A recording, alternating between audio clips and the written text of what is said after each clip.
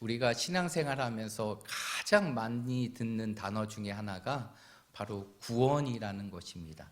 그런데 이 구원이라는 것은 우리의 삶 속에 이루어진 것도 있지만 이루어지는 과정에도 있고 또 이루어질 것도 있다는 것이, 그런데 우리가 이 구원에 관한 부분들을 너무나게 단순하게 생각하는 부분들이 있습니다. 그래서 이제 오늘부터 이제 우리에게 주어진 이 구원이 어떠한 과정을 통해서 우리에게 주어졌고, 그리고 우리의 삶에 진행되어지는 구원의 모습은 어떠한 것이며, 그리고 장차 우리에게 주어질 구원의 완성은 무엇인가, 이 구원이라는 큰 주제를 구원이라는 서정을 통해서 우리가 하나하나 살펴볼 텐데, 오늘은 그 첫 번째 시간으로 바로 구원의 시작, 그 하나님의 위대한 부르심이라는 제목으로 우리가 구원의 포문의 문을 열도록 하도록 하겠습니다.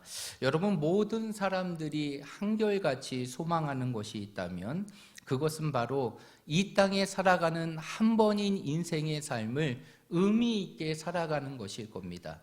여러분들도 그렇고 저도 그럽니다. 그리고 우리 곁에 있지 않는 이 세상의 모든 사람들도 자신에게 주어진 인생을 좀 더 의미 있게 살고자 하는 마음은 모두가 동일할 것입니다. 한 번 사는 인생, 그 인생을 의미 있게 살고 싶고 가치 있게 살고 싶은 것은 모든 사람들의 바람이고 소망일 것입니다. 그렇다고 하면 우리는 고민해야 보아야 될 것이 있어요.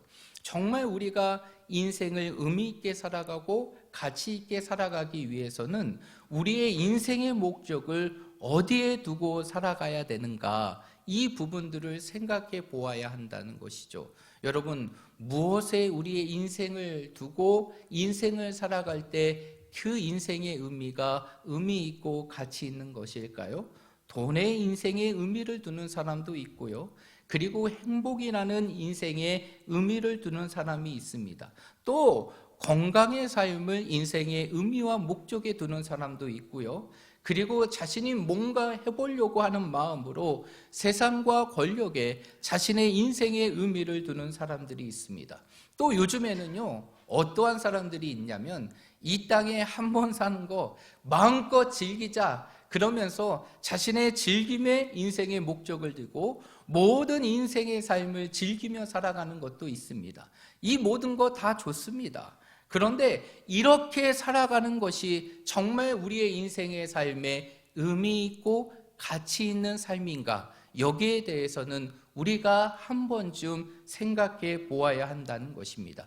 왜? 우리의 인생의 삶의 의미와 가치는 세상의 유한한 것에 있는 것이 아니라 우리의 인생의 목적을 영원한 것에 둘 때 그 인생의 의미가 의미 있고 가치 있는 삶이 되기 때문이라는 것이, 그러면 우리가 이 땅을 의미 있게 살아가기 위해서 우리가 두어야 될 영원한 것은 무엇일까요? 우리의 인생의 목적으로 두어야 될 영원한 것은 무엇일까요? 성경은 이 땅에 영원한 것은 두 가지 있다라고 말하고 있어요. 그 두 가지 중에 첫 번째가 바로 무엇일까요? 하나님이 일단 영원하시다. 그리고 한 가지가 더 있는데, 두 번째는 바로 무엇이냐? 하나님의 말씀이 영원하다라고 성경은 말하고 있어요.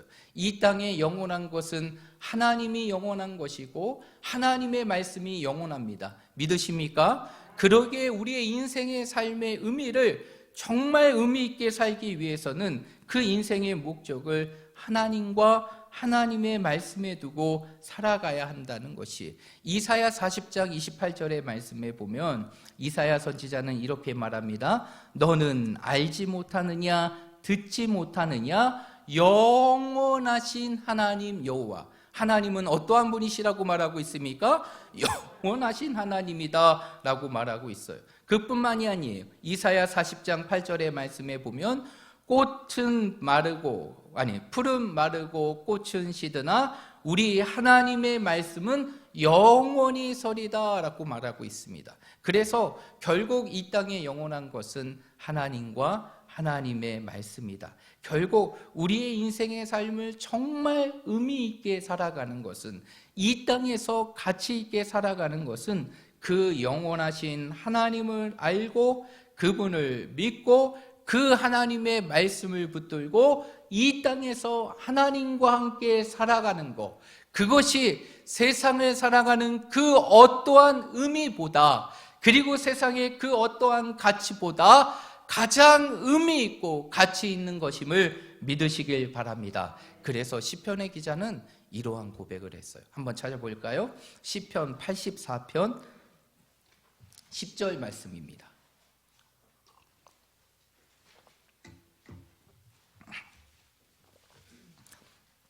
시편 84편입니다.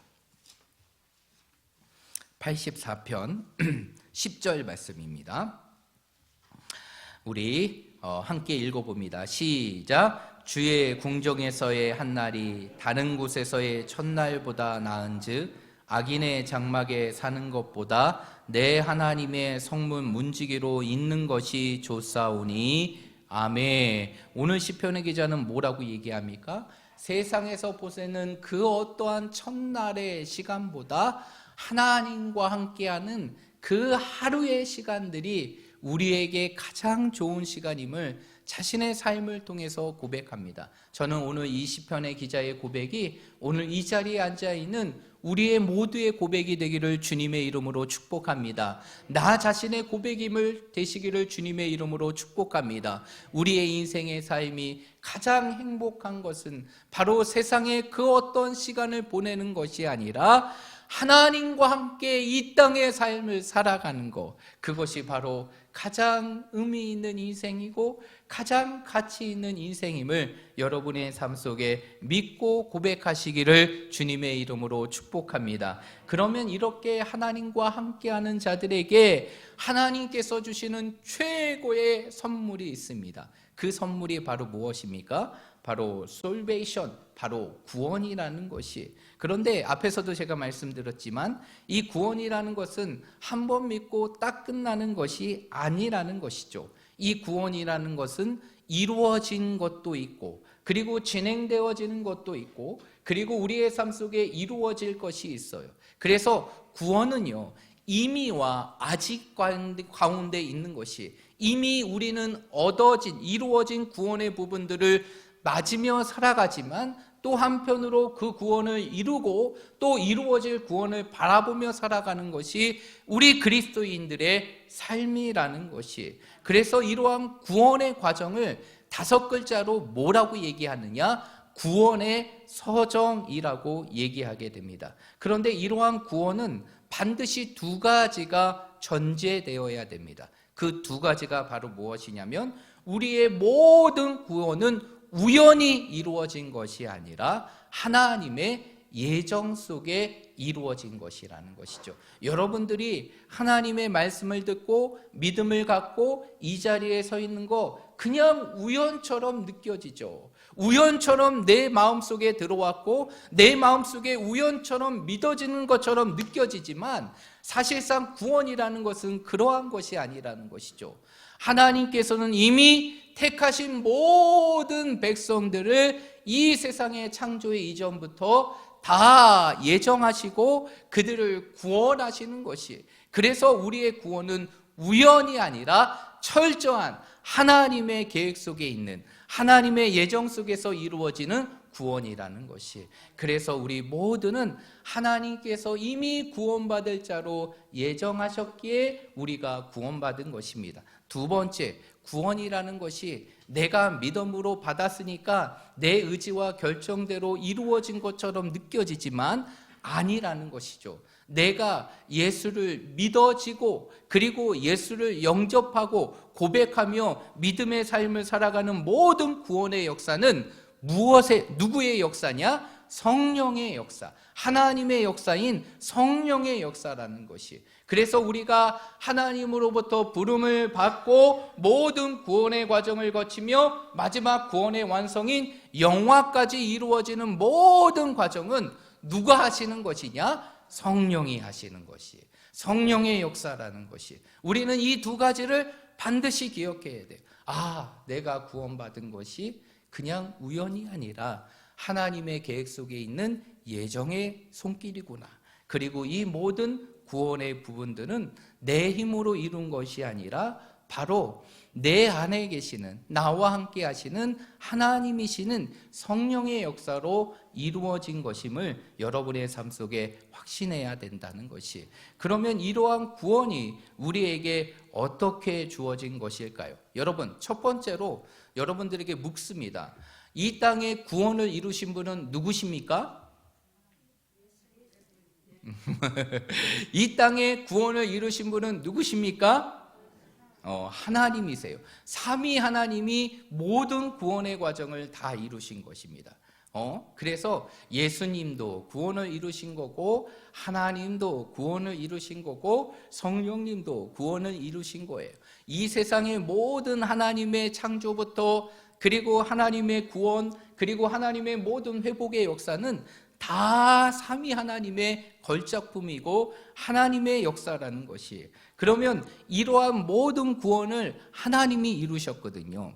그러면 이것을 조금 더 세부적으로 나누게 되면 이렇게 나눌 수가 있는 것이, 이 세상을 향한 모든 구원의 계획과 그리고 모든 구원의 섭리는 누구를 통해서 이루어진 것이냐? 성부 하나님을 통해서 이루어진 것이에요.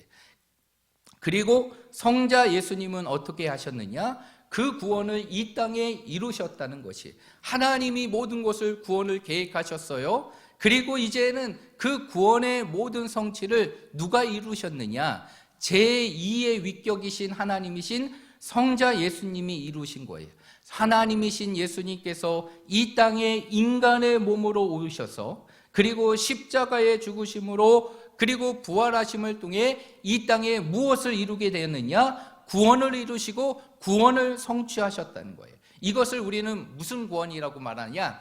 객관적인 구원이라고 말합니다. 이거는 신학적인 용어이에요. 그러니까 여러분들이 잊으셔도 됩니다. 그런데 여러분들이 조금 더 고상하게 알기를 위해서는 이러한 단어들을 아시면 좋겠죠. 그래서 이렇게 하나님이 이루신 구원을 우리는 뭐라고 얘기하느냐? 객관적인 구원이. 그러면 이 구원이 우리의 삶 속에 임하게 되는 것이 우리 개인의 구원이라는 것인데, 이 개인의 구원이 어떻게 이루어지느냐? 이렇게 모든 구원을 이루어 주신 그 객관적인 구원이 내 안에 성령님을 통해, 누구를 통해? 성령님을 통해서 내 삶에 주관적으로 적용이 되어서 내 삶 속에서 예수 그리스도를 고백하고 확신함을 통해서 우리에게 주어진 것이 바로 무엇이냐면, 바로 우리가 누리고 있는 이 구원이라는 것이. 그래서 구원은 하나님께서 이루신 그 객관적인 구원이 성령님을 통해서 내 삶 속에 주관적으로 다가와요. 그리고 우리의 삶 속에 그 모든 것들이 우리의 삶 속에 믿어지고 고백되어지고 영접함을 통하여서 우리의 삶 속에 이루어진 것이 바로 구원이라는 것이죠. 이러한 구원은, 구원의 서정의 과정을 보게 되면 크게 몇 개의 단계로 이루어지게 되느냐? 9개의 단계로 이루어지게 돼요. 이 9개의 단계가 어떠한 것인지만 하나하나만 알려드리겠습니다. 첫 번째가 바로 무엇이냐? 하나님의 부르심. 우리는 이거를 소명 또는 콜링이라고 얘기하게 됩니다. 모든 구원의 시작은 하나님의 부르심으로 시작이 된 것이에요.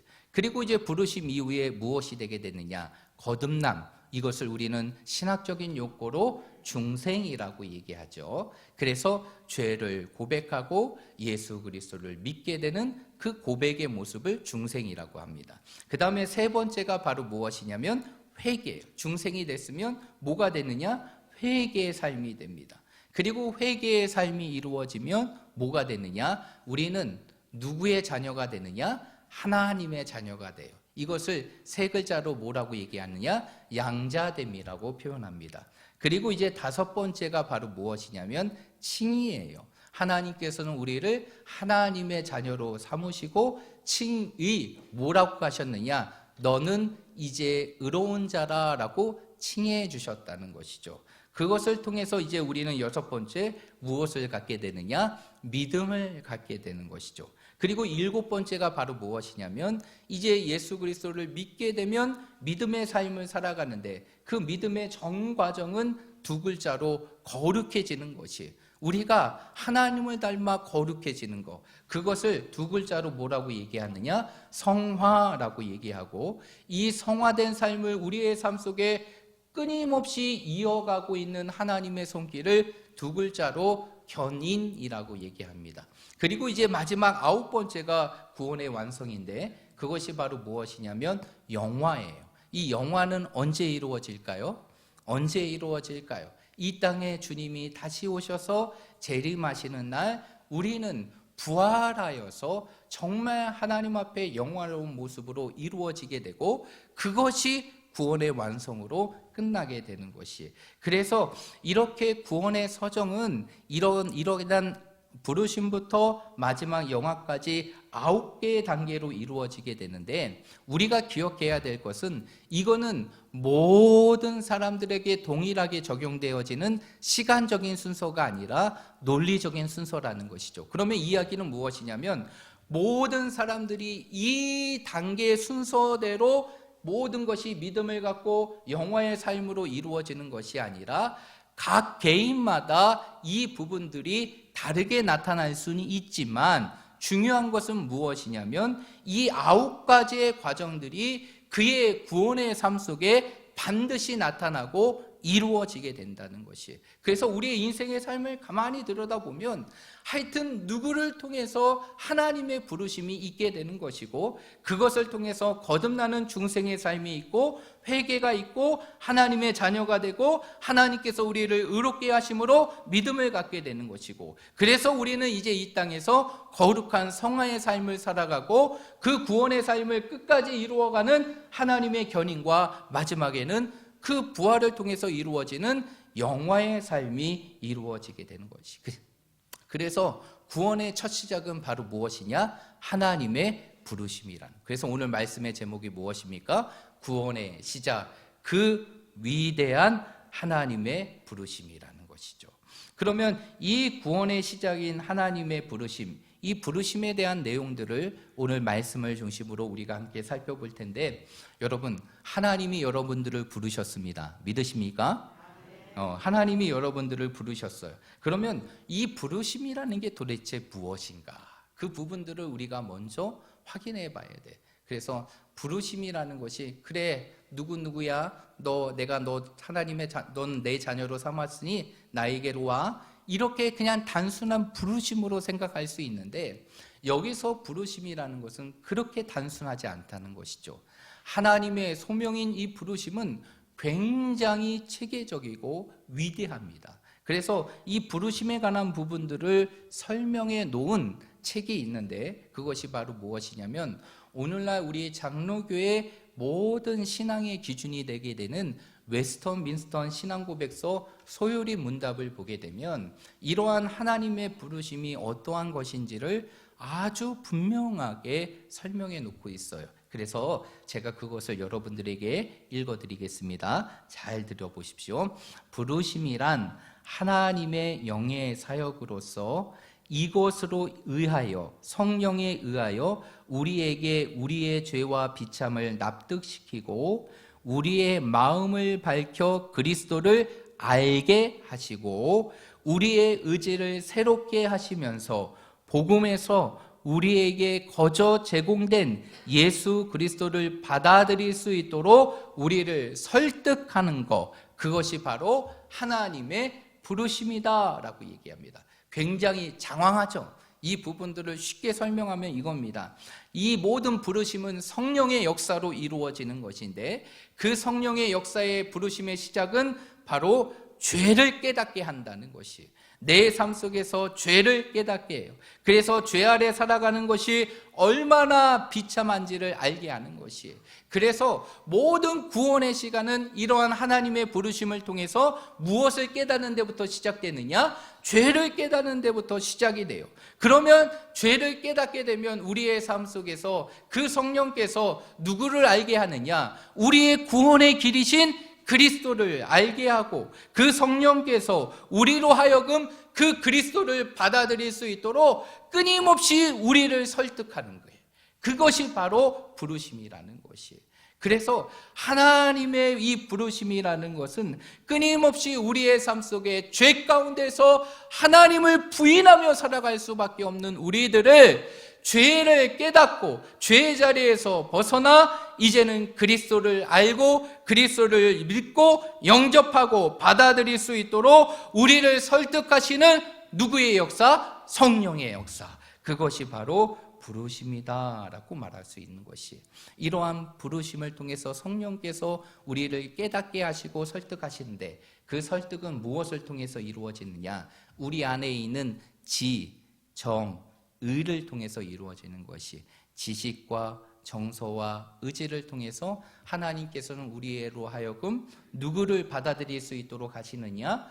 그리스도를 받아들일 수 있도록 하시는 것이 바로 무엇이냐? 하나님의 부르심이라는 것이에요. 그런데 이러한 하나님의 모든 부르심은 한 가지를 통해서 이루어지게 되는데, 그것이 바로 무엇이냐면 하나님의 말씀을 통해서 이루어지는 것이. 그래서 우리가 예수를 믿게 되는 그 과정들을 쫙 보게 되면 늘 그 과정 속에는 무엇이 있느냐? 하나님의 말씀이 있어요. 그 하나님의 말씀이 어느 순간 내 삶 속에 정말 갑자기 내 마음 가운데 밀려오게 되고, 그 말씀으로 인하여 내 마음이 감동되고 어느 순간 그 말씀이 믿어지는 거예요. 이 모든 것들이 결국 무엇이냐? 하나님의 부르심 안에 이루어지는 것이라는 것이죠. 그래서 하나님께서 이 땅의 구원자들을 부르실 때 모든 부르심의 과정들을 보게 되면 그 부르심은 한결같이 하나님의 말씀을 통해서 이루어졌다는 것이, 여러분 예수님의 공생의 사역을 기록하고 있는 사복음서의 내용을 보아도 예수님께서 제자들을 부르실 때도 무엇을 통해서 부르십니까? 하나님의 말씀을 통해서 부르세요. 이제는 너희가 고기를 낳는 어부가 아니라 사람을 낳는 어부가 되게 할 것이다. 그러면서 하나님의 말씀으로 그들을 부르게 되고, 그리고 복음의 거장이라고 얘기하는 신약의 말씀을 가장 많이 기록하고 있는 사도 바울, 눈 뜨십시오. 사도 바울. 그 사도 바울도 다메섹 도상에 결국 무엇을 통해서 하나님의 부르심을 받게 되느냐? 말씀을 통해서 하나님의 부르심을 받게 돼요. 그리고 신약의 거장이라고 부리는 초대 교부가 있는데, 그 사람이 바로 어거스틴이에요. 그 어거스틴도 굉장히 방탕함 속에 있다가 하나님의 부르심을 받게 되는데, 그 부르심을 받게 되는 통로가 바로 무엇이냐? 하나님의 말씀이에요. 그 말씀이 어떠한 말씀인지 아십니까? 바로 로마서 말씀인데 한번 찾아볼게요. 로마서 13장.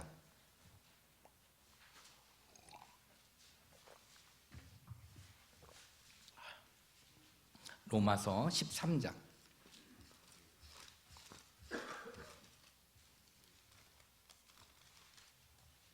로마서 13장 13절 14절 말씀입니다. 신약 258페이지에 있어요. 우리 다 찾으셨으면 함께 읽어보도록 하겠습니다. 시작. 방탕하거나 술 취하지 말며 음란하거나 호색하지 말며 다투거나 시기하지 말고 오직 주 예수 그리스도로 옷 입고 정욕을 위하여 육신의 일을 도모하지 말라. 아멘. 이 말씀, 이 살아있는 하나님의 말씀이 그 죄악의 방탕함 속에 있었던 그 어거스틴을 부르는 하나님의 통로가 되었고, 이 어거스틴이 이 하나님의 말씀을 통해서 놀라운 회심의 사건을 경험하고 믿음의 삶을 살아가며 위대한 신학의 거장으로 세워지게 됩니다. 그러면 우리가 이러한 것들을 보게 되면 우리가 착각하는 것이 있어요. 야, 그러면 이렇게 하나님의 부르심을 받고 우리가 구원받은 것이 마치 나의 결정과 나의 결과 때문이다 라고 얘기했는데, 그것이 아니라는 것이죠. 아까도 제가 부르심에 관한 부분들을 정리했지만, 그 모든 하나님의 부르심은 우리의 삶 속에서 말씀을 통하여 우리가 예수 그리스도를 믿을 수 있도록 우리를 뭐 하시는 것이에요? 설득하는 것이에요. 누가? 성령이. 그래서 결국에는 우리가 하나님의 부르심을 통해 믿음을 갖게 되는 모든 것들은 다 누구의 역사라? 성령의 역사다라고 말할 수 있다는 것이, 여러분 이러한 성령의 놀라운 역사와 하나님의 부르심을 통해서 오늘 우리가 이 땅에 구원받은 자로서 하나님의 자녀로 세워진 것임을 믿으시길 바랍니다. 우리 자신, 오늘 이 자리에 있는 우리 자신을 만든 것은 내 자신의 결단과 의지가 아니라는 것이에요. 끊임없이 하나님을 거부하며 살아갈 수밖에 없는 우리들의 삶 속에서 하나님의 위대한 부르심과 강력한 성령의 역사가 우리의 삶을 끊임없이 설득함을 통해서 오늘 이 믿음의 자리에 있게 한 것임을 믿으시길 바랍니다. 하나님이 아니었으면 우리는 어떠한 삶을 살았을까요? 세상의 죄에 취해서 세상의 즐거운 것을 즐기며 진짜 즐거움이 무엇인지를 알지 못한 채 세상에 갇혀서 인생의 삶을 살아가고 허비할 수밖에 없었다는 것이, 그러나 하나님의 위대한 부르심과 그 부르심 속에 역사하시는 성령의 역사가 있어서 그것이 바로 오늘 나라는 한 사람을 믿게 하는 하나님의 위대한 손길이 있게 된 것이, 그래서 우리는 인생의 의미를 다른 데에서 찾으면 안 되는 것이, 우리의 인생의 삶의 의미가 다른 것을 통해서 우리의 인생의 삶의 의미가 있는 것이 아니라 이처럼 나를 부르시는 하나님, 그리고 그 하나님을 만나고 그 하나님과 함께 인생의 삶을 살아가는 것이 우리의 삶의 가장 큰 의미가 됨을 믿으시길 바랍니다. 그래서 우리가 하나님을 만나고 그리고 우리의 삶 속에 하나님을 믿고 그 하나님과 함께 인생의 삶을 살아가는 것은 우리의 삶의 축복이고 우리가 이 땅에 누릴 수 있는 가장 큰 행복이라는 것이, 죄 가운데에서도 아무도 나를 불러주지 않은 그 외로움의 시간 속에서 모든 사람들이 외면하고 도외시하던 나를 주님께서는 이러한 삭개오를 부르신 것처럼 우리를 불러주셨고, 하나님께서는 우리를 부르셔서 이 땅에 구원받은 자로서 삶을 살 수 있도록 빚어주시고 만들어주시는 것이, 그래서 결국 우리의 인생의 의미는 어디에 있는 것이냐? 하나님을 아는 데 있는 것이고 하나님을 만나는 데 있는 것이고 하나님을 내 삶 속에 받아들이고 하나님과 함께 살아가는 것임을 믿으시길 바랍니다. 이것이 우리의 인생의 삶의 가장 큰 의미가 되는 것이, 여러분 시인 중에 혹시 김춘수라는 사람을 아십니까? 모르시죠? 저도 처음 들어봤어요. 그런데 말씀을 준비하다가 이 시를 발견하게 됐는데, 이 시를 여러분들에게 마지막 들려주며 마지막 메시지를 전하고 오늘 말씀을 마칠까 합니다. 신 김춘수 씨의 꽃이라는 시가 있는데 한번 잘 들어보시길 바랍니다. 내가 그 이름을 불러주기 전에는 그는 다만 하나의 몸짓에 지나지 않았다. 내가 그의 이름을 불러주었을 때 그는 나에게로 와서 꽃이 되었다. 내가 그의 이름을 불러준 것처럼 나의 이 빛깔과 향기에 알맞은 누가 나의 이름을 불러다오 그에게로 가서 나도 그의 꽃이 되고 싶다. 우리들 모두 무엇이 되고 싶다. 너는 나에게, 나는 너에게 잊혀지지 않는 하나의 눈짓이 되고 싶다.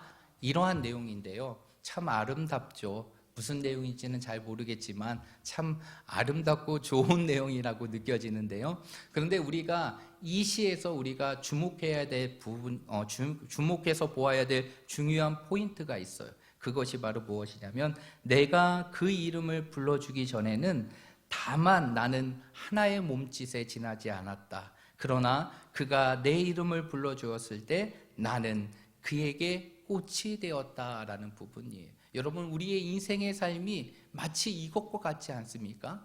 하나님을 만나기 전에는 정말 아무런 의미가 없는 인생의 삶이었고 세상의 헛된 모습이었지만, 우리의 인생의 삶에 하나님을 만나고 우리의 인생의 삶이 뭐와 같은 인생이 되었습니까? 꽃과 같은 인생이 되었지 않습니까? 우리의 인생의 삶이 찬란하게 피어오르는 그 꽃과 같은 인생의 삶이 되지 않았느냐는 것이, 결국 오늘 이 하나님의 부르심을 속에서 우리가 기억해야 되는 것은 바로 내 인생의 삶의 가장 큰 의미, 내 인생의 가장 큰 가치는 다른 것이 아니라 하나님께서 나를 불러주시고 내가 그 하나님의 부르심 속에 하나님의 자녀가 되었다는 것, 이것이 우리의 인생의 삶의 가장 큰 의미라는 것이, 그러므로 새로운 한 주의 삶을 시작하면서 그리고 또 우리의 모든 인생의 삶을 살아가면서 이렇게 나를 부르신 하나님의 은혜를 우리 모든 성도들이 늘 기억함을 통하여서